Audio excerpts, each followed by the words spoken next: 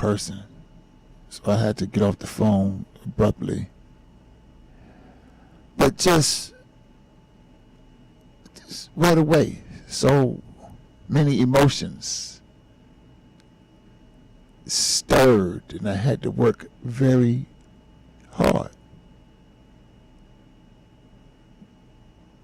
to stop them from bubbling up to the surface. And it's funny because that's a big step to be able to maintain that control. Huge for me. The thing is, though, I need it to be like autopilot. And most times it is. Most times I'm pretty cool. Keep the responses in check. But that's because I'm mostly prepared for the mess that always that there's never no shortage of mess. And so I kind of stay prepared for it. But when the mess comes from an unexpected place or comes in an unexpected way, I mess around and have a human experience. But fortunately, we keep in mind that we have some responsibility in making sure that 100%, that 10% what happens to you and 90% how you respond, making sure that 100% works out in our favor, or at least done work out in a way that hurts us too badly. I spoke to a young brother today, called the firm, looking for some help. And man, it costs to deal with this court system. I knew it when I was a defendant. I know it even better now as a defender. It costs. And I told this young man something that I remember my uncle telling me many, many, many years ago when I was about to make some bad decisions. My uncle said, "Don't let a dime get you in trouble that a dollar cannot get you out of." And in my young mind at that time, I was like, a dollar? I got that. Completely missed the point. And the point surely is that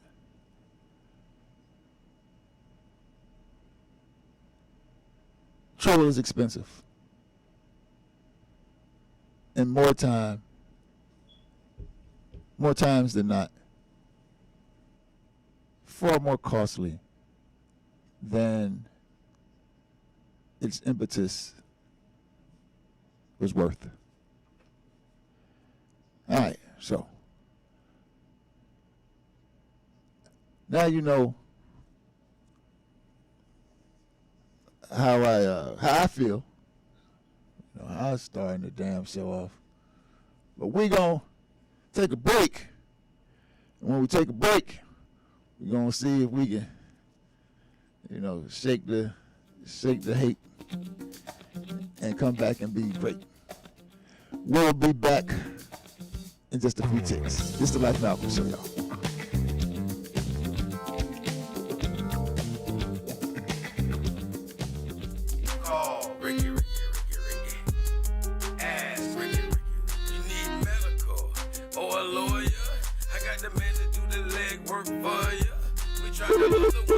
So believe we 100 324860300. Everything gon' be okay. Call Ricky, he coming. He taking kids scared of Florida. Grab a pen of sundown. 184-361 Rick.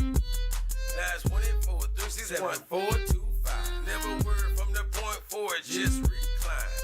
Just ask Ricky. Plus your boy statewide. Just in case you missed it, I'ma tell you one more time. 184-361 Rick. Call Ricky. Ask Ricky. Legal medical referral service. The doctors and lawyers in our network are trained in handling auto injury claims and getting you the best medical treatment and recovery. Dial 1-844-361-RICK.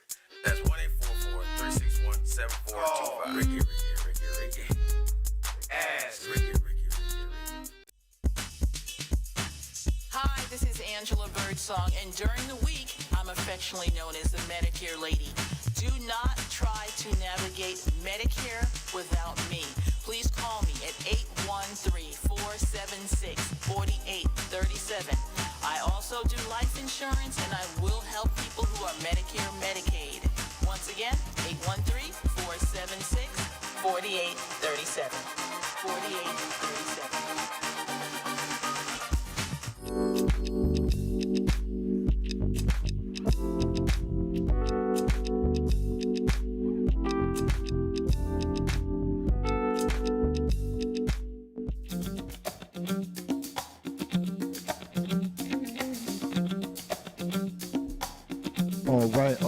All right. Yeah.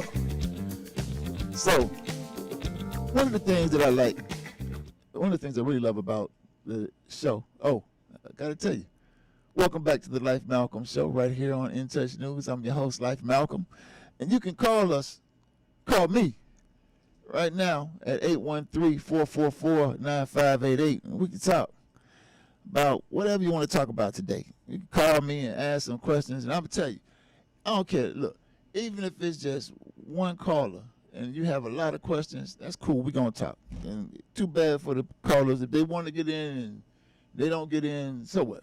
If you call and you want to talk, we going to talk. How about that? So don't feel bad if you want to call. Don't hesitate to call because you don't think that you're going to be able to have a conversation. We ask me whatever. We're going to talk about whatever. And, yeah. So, yeah, feel free to call 813-444-9588. And, if you want to leave some comments, do that. Leave some comments in the Facebook and stuff. I'm trying to make sure I can keep up with those things so far. Not too many comments. So, we're good. Keeping pace. All right. Wanted to tell you about my weekend. Had a pretty cool weekend. Oh, let me tell you about the week. Hey, so last week, thought we had to prepare for trial, so that's why it didn't make it to the show last week. You all might have seen a replay, but ended up not having to go to trial. State doing this and doing that, doing this, doing that. So that morning, the morning I thought we had trial, the court decided to continue the court hearing, that trial date, until a day in the future. And so gave us a little time to work on what's called oral argument. We had to do oral argument in the 11th Circuit Court of Appeals, which is the Federal Court of Appeals. You might remember that in 2014, bandits with badges came to my house, and some white woman with a very unfortunate face who works for the Hillsborough County Animal Services, poor animals.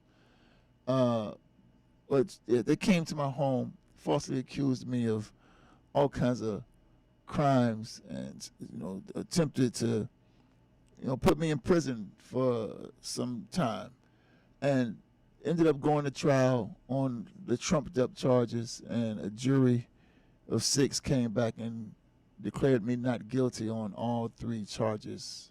So I sued their ass. Not the jury. I sued the city. I sued the city of Tampa and those nasty cops that made up lies and trumped up charges, tried to put me in prison, and the unfortunate faced white woman who scares the animals for the Hillsborough County Animal Service. So, and by the way, when I say I sued him, I mean me, myself, and I wrote the complaint. I wrote all the motions and litigated the case all the way up to the summary judgment phase. We were even able to overcome the qualified immunity monster that scares a lot of people away from even filing a federal lawsuit when police are the culprits, because summary judgment is the place that cases, such civil rights cases, go to die. But I was able to, while in law school, I wrote this. And law school didn't help, worth a damn. Nobody in law school helped, and law school didn't help craft do this litigation. So we made it all the way to the summary judgment phase, and our case did not die. We survived summary judgment. And so the unfortunate faced white woman and the city of Tampa police, the 4 defendants for the city of Tampa police, decided to appeal. The county worker decided that she didn't want that smoke, so she dropped out. She pulled back from her appeal, and the 4 city cops, they still trying to hold on to the lie. And so we had to, they filed their appeal brief, we filed ours, and we requested oral argument. And so when I won at the summary judgment phase, I thought it was a good time to enlist the assistance of an attorney, which I did, and that's how I ended up being at a Celia law firm. A good friend of mine from law school, brother who's a brother from another mother, suggested, when I mentioned to him I had thoughts of getting an attorney to help with this appeal phase of the litigation, he suggested and introduced me to Jeremy McClymont over at Acelia Law. I went and talked with Jay, told her what I had going on, thought it was a good case, jumped on board, appreciated some of the work that I was able to do up to that point, thought I might be an asset to the firm, offered me a position at the firm even before I successfully passed the bar exam. I guess you can't unsuccessfully pass the bar exam. I should say successfully completed that whole bar exam process. And, been at the law firm where we practice criminal defense and civil rights mainly. We do some other things, but mainly criminal defense and civil rights. And so when I say we, although I did start the thing and take it that far, now it's a we.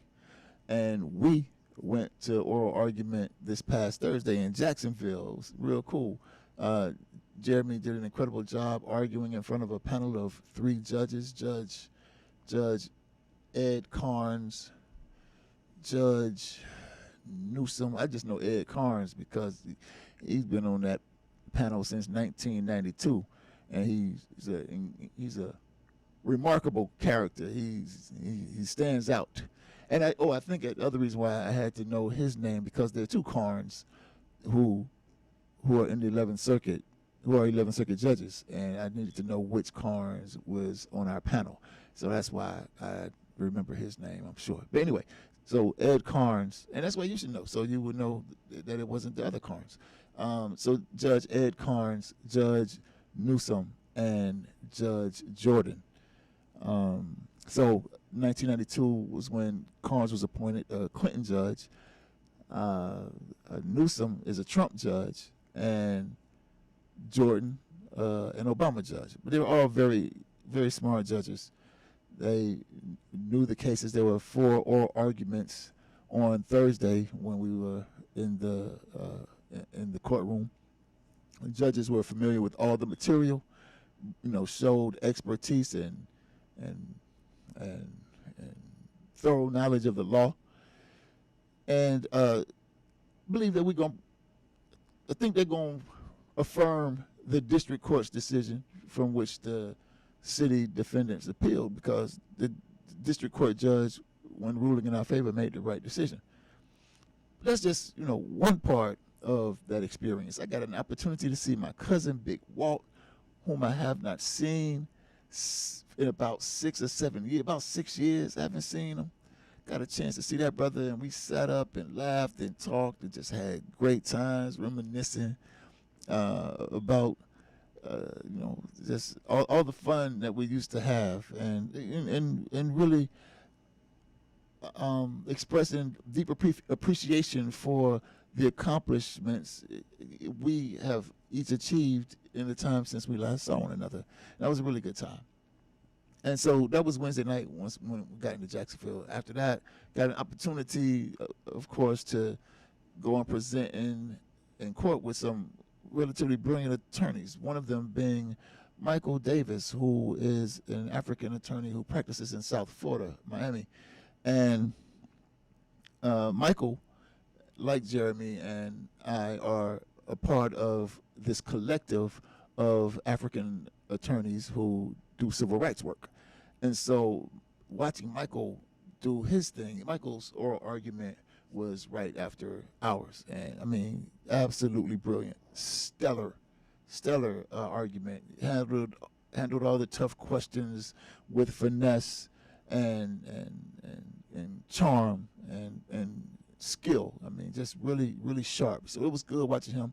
Then had an opportunity to go and meet another attorney, Noah, who they say every meeting it's bound to occur where somebody in the meeting is going to say, ask Noah. So he's like this big wig attorney, African, I think he's from Jamaica. And he's doing this thing in federal court. And right in between, during a break, he was on break. He was in the middle of the trial, but had a lunch break and still took some time to kick it with us young lawyers, which was cool. And met a guy named Doug. And Doug was cool, and another attorney, and older guy, white guy, been married for 38 years, so that was inspirational. And I'm gonna say some more about marriage when we come back, because we got to take a break in a minute. And you can call and talk to me if you want. Talk about anything we talk about. You want to ask about whatever, because I'm gonna talk about some stuff. Just wanted to tell y'all about my weekend, but I had to tell y'all about my road trip up here to the studio first. And but yeah, so met Doug. I'm gonna think of Doug's last name in a minute too. I don't want to get it wrong.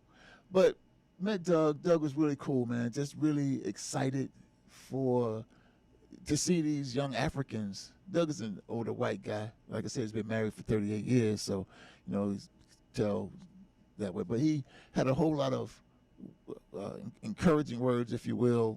He seemed to be genuinely pleased to see me take this case as far as I have, and to see Jay and Michael argue their respective cases, our respective cases, as brilliantly as they did.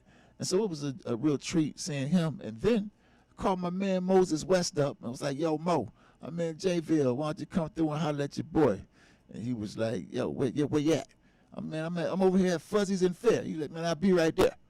And so, man, he had to go to work and all that, but he still hopped in his car, stopped through the little sandwich shop, man, sat there, kicked it with us for about a half hour or so. Man, it was just a really, really good trip. And on the way back, I got to see my friend who introduced me to Jay in the first place, Senor Ramos, Kenny Ramos. And so it was just a really, really good Wednesday, Thursday, and yeah. When we come back, because we got to take a break. So when we come back, I'll tell you about the weekend, and hopefully I'll hear from you and maybe even hear about yours.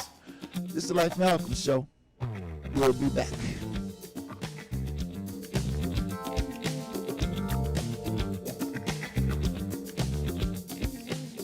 Hey, this is Agent Wright, better known as Mr. Clean. You looking for some great barbecue? Come see them two brothers in the grill, located at 423 Virginia Street, Charleston, West Virginia. We got ribs, chicken, pulled pork, brisket, collard greens, mac and cheese, baby. Come get some and get you a nice, smooth cigar.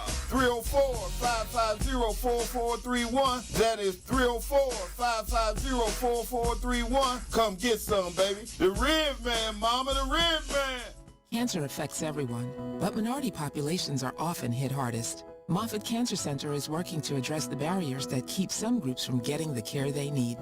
African Americans develop cancer at a younger age, have more aggressive cancers, and experience worse outcomes than the general population. While cancer treatment is evolving with precision medicine, who is being left behind? We know for many decades that some groups experience a greater burden of cancer than others. We can prevent it, we can detect it early. It's very beatable when we find it early. I have worked with cancer patients during their treatment. All cancer patients have courage. So my treatment was about 18 months. I had 3 cancers and 7 surgeries. But my son told me, like, Mom, you're the strongest person that I know. Moffitt saved my life. During COVID-19, Moffitt is a safe place for your cancer care. Call now to schedule an appointment.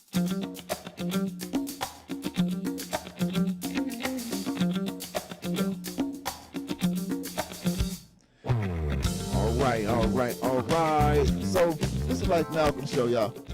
And I was just telling y'all about my weekend, my week, and then my weekend. I told you I went to the 11th Circuit for oral argument in a case that I've been able to push quite far in the federal court against the bandits who came to my home to lock me up, put me in prison, if not kill me. And then, told you I stopped off before the break. I stopped with being able to hook up with my man, Kenny Ramos, on the way home from Jacksonville because he lives up there in the Orlando area. So we stopped through there. Traffic was good. I mean, just a really, really good time. Had a great weekend. Sunday was my first wedding anniversary. And thank you. I'm waiting on my audience to kick in. And man, it was a really good time. Went and had breakfast at this place called The Library. And it was really cool, just really good food, pleasant environment, and just an all around good time. And then right after that, the day after that, my mother celebrated her 81st birthday.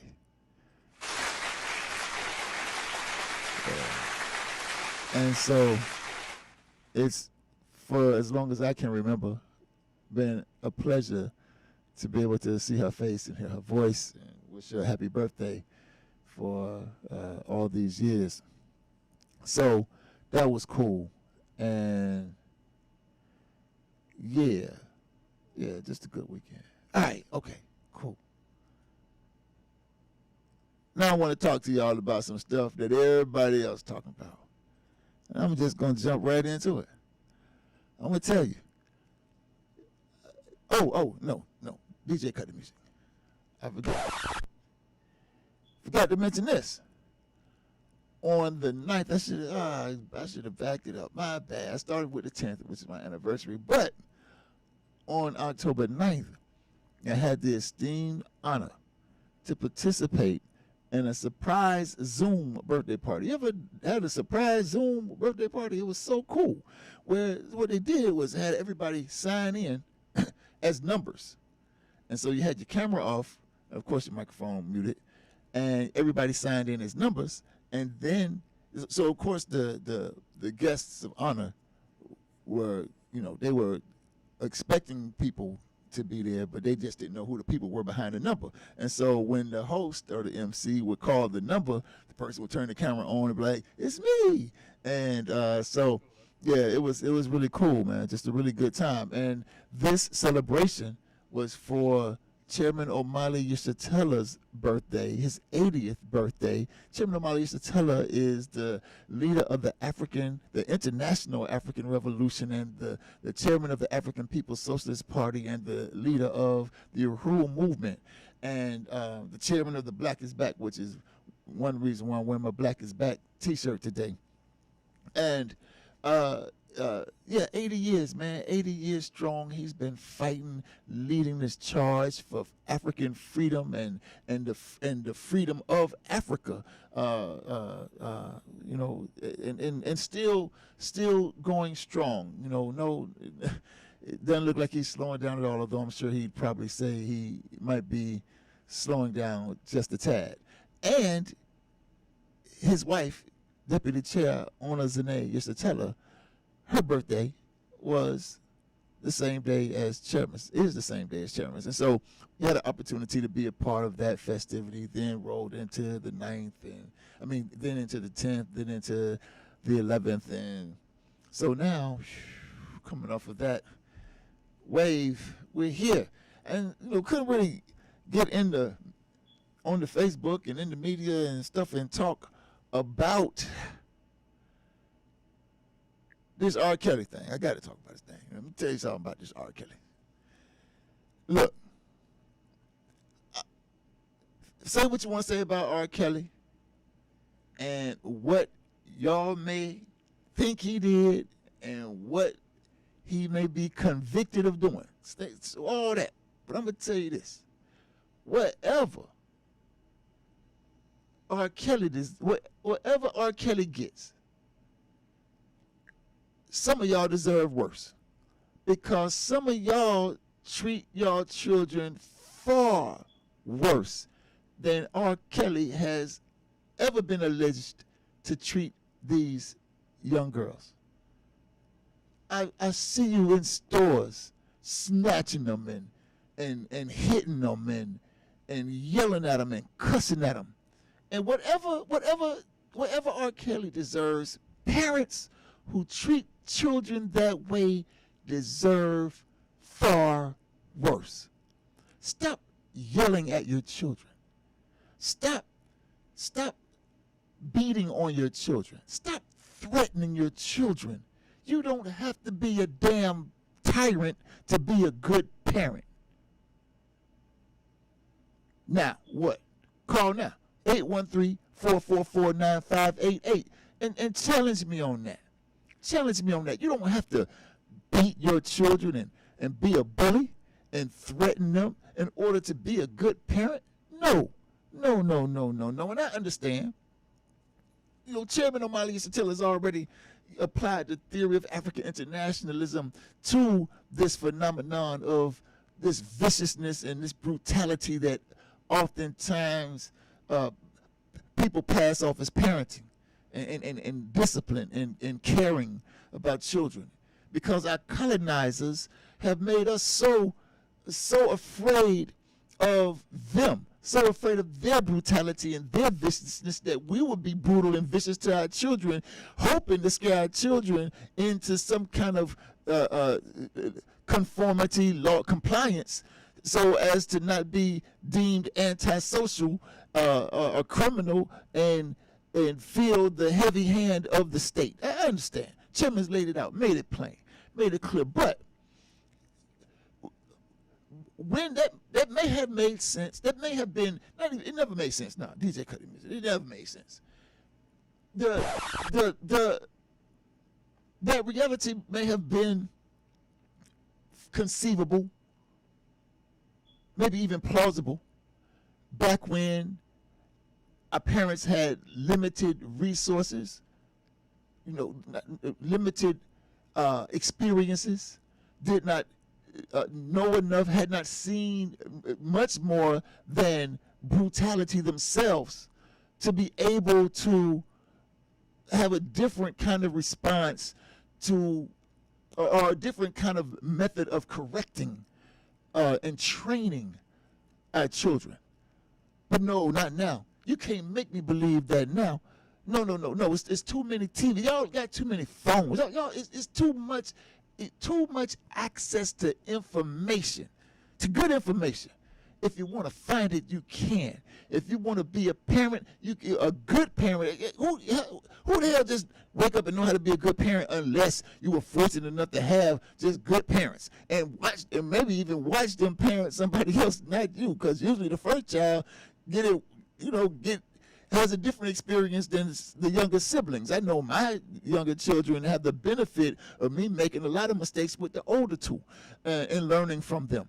But right today, nah, you don't get to tell me nothing about R. Kelly when you hit your children. You don't get to tell me nothing about R. Kelly when you cuss your children. You don't get to tell me nothing about R. Kelly when you call your children names. You don't get to tell me nothing about R. Kelly when you ain't much better than he. When you don't treat young people much better. Well, let me say it differently. You treat young people far worse. So I wanted to say that. Want anybody to call in and challenge? You can. 4813-444-9588. My children, the other day the school called me about one of them. I'm not going to expose all the business. But just know it's one of them. And you know I have 3, 24, 14, and 12, and you can maybe eliminate one and have a 50-50 shot at who the school called about.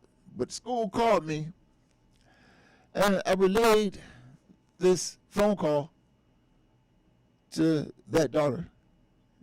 And the daughter asked me something strange.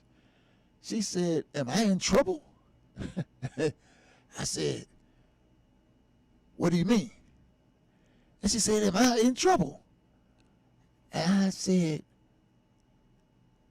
"What do you mean?" And she said, "Trouble." I said, "Hey, wait a minute.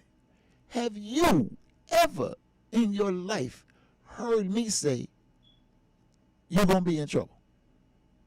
No. Have you ever in your life heard me say, I'm going to put you on punishment?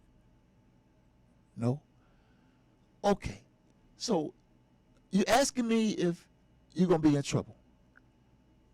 I don't know what that means. Maybe you can ask me a question that will help me answer what it is you want to know. She says, "Am I going to be in trouble with the school?" Well, you got to ask the school that. I don't know. But yeah, we shouldn't talk to our children. My children have never, not even the older two, because I was at least this smart. I've never wanted my children to equate correction with trouble, to connect training with punishment. Nah, you ain't gotta do that. Children learn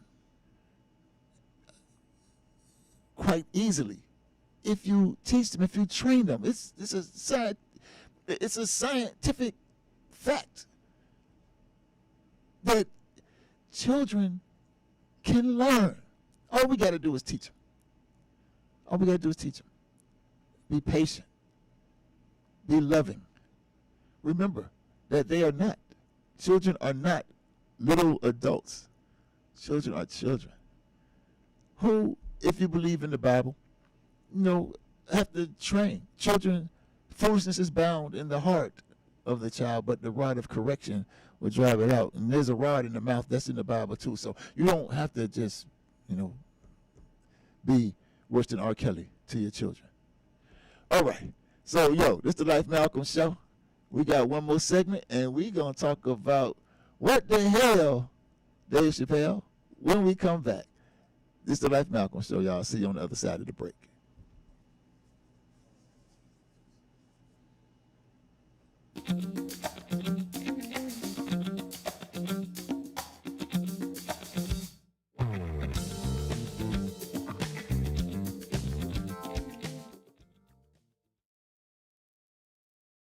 Excuse me, but do this station keep you in touch? A lot. How do you like the music? A lot. Do they play your favorite songs? A lot. And in just 2 words, how do you like the station? A lot. There you have it, folks. The moral of the story is our listeners like us A lot. in touching you 24/7 on the World Wide Web. We're In Touch Radio.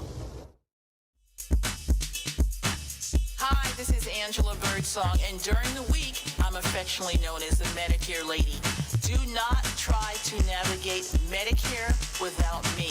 Please call me at 813-476-4837. I also do life insurance, and I will help people who are Medicare, Medicaid. Once again, 813-476-4837. 4837.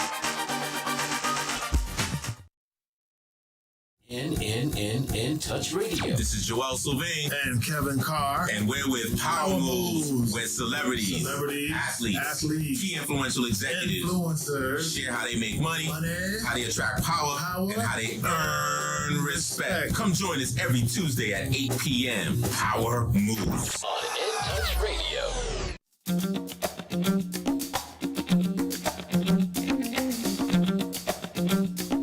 All right. It's gonna be our last. That was our last break of the evening. Welcome back to the Life Malcolm Show. All right, so we done talked about Chuck Swindoll and attitudes, life being 10%, what happens to you 90%, how you respond to it. And I brought that up because of a phone call I got right before I got to the show. And kind of threw my vibe off. What we were covering actually. And then I talked about the incredible experiences I had kicking it with some fellow attorneys and some family and friends. Really, really cool. Talked about my anniversary, which is really cool. You know, it's an accomplishment. And then I just told y'all that some of y'all worse than R. Kelly are. R. Kelly is alleged to have been to some children. You know. Yeah. Well. Now, the other thing that has been going on in the news is this Dave Chappelle thing, and apparently some people are mad with Dave Chappelle. I mean, what the hell? So, look, I agree that sex is a fact. If you don't agree, call me up, tell me I'm wrong. Let's talk about it. Prove me wrong. It's just a fact. And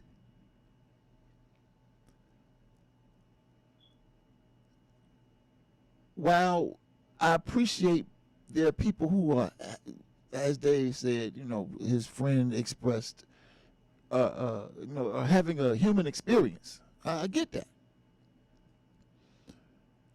You know,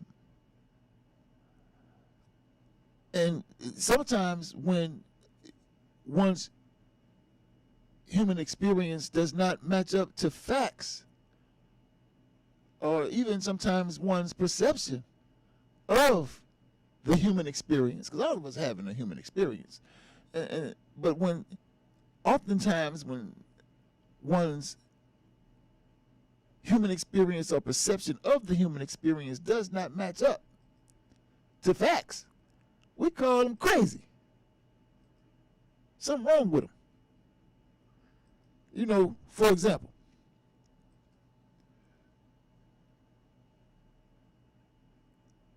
Africans who think they African American, for example, you know, them type people. No, they black as hell.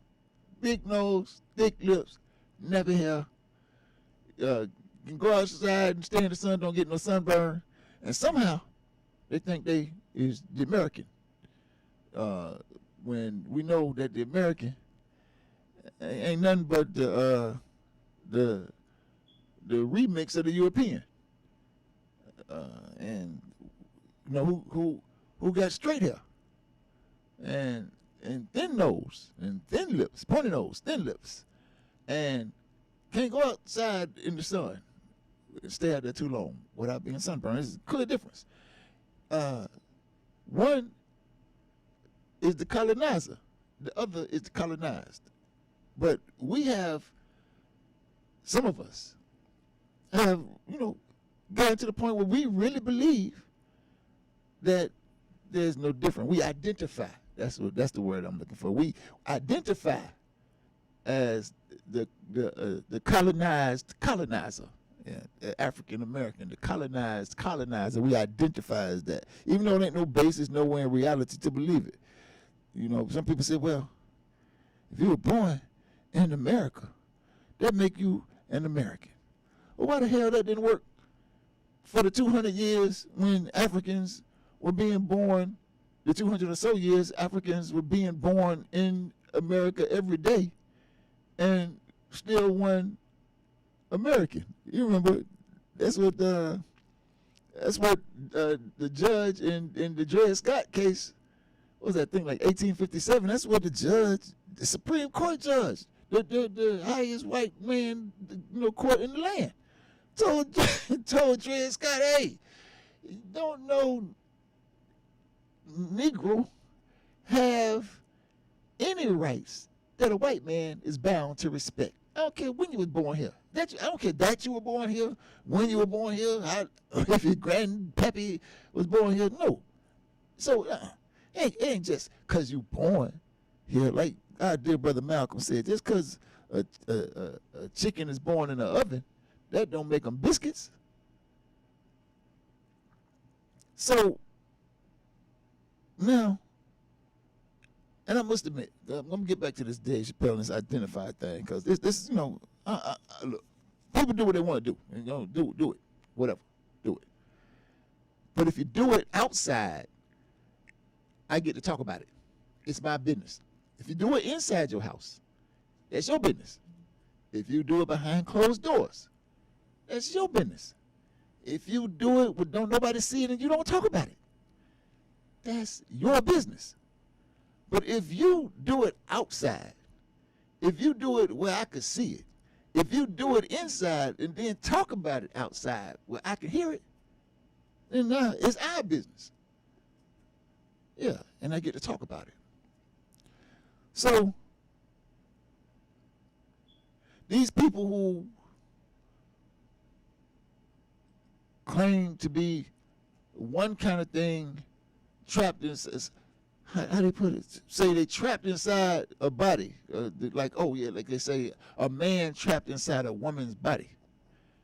I guess a unhealthy person trapped inside a sick person's body, or a healthy person trapped inside a sick person's body. I mean, they identify as healthy.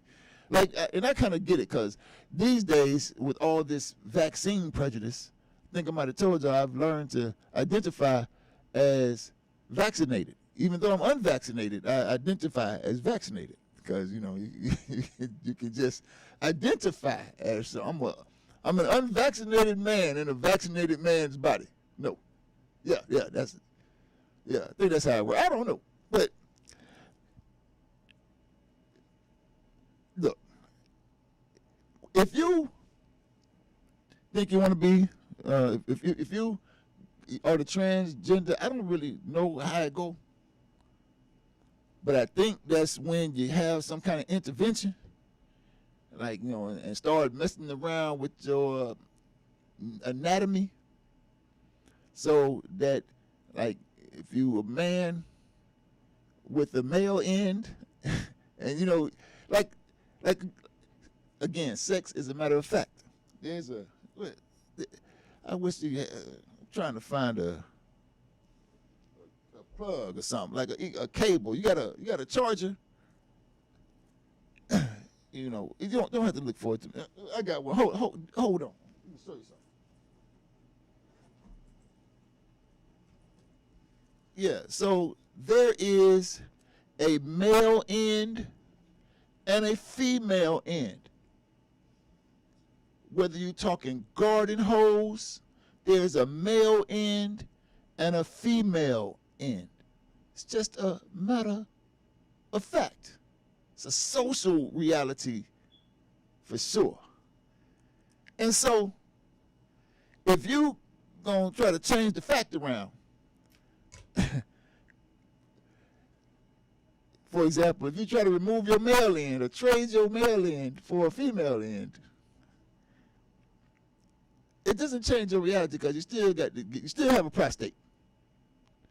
If you're a man, I don't care what you do, unless you get your prostate removed too. I never heard of that kind of cosmetic surgery. But look, I hate to laugh at some people's human experience, but hell, people laugh at mine. And sometimes they're funny. Guess my big point, though, is why do people get mad with the truth? You shouldn't get mad if you don't like the truth. Number one, I wouldn't know if you're transgender or not if you don't tell me. I bet you.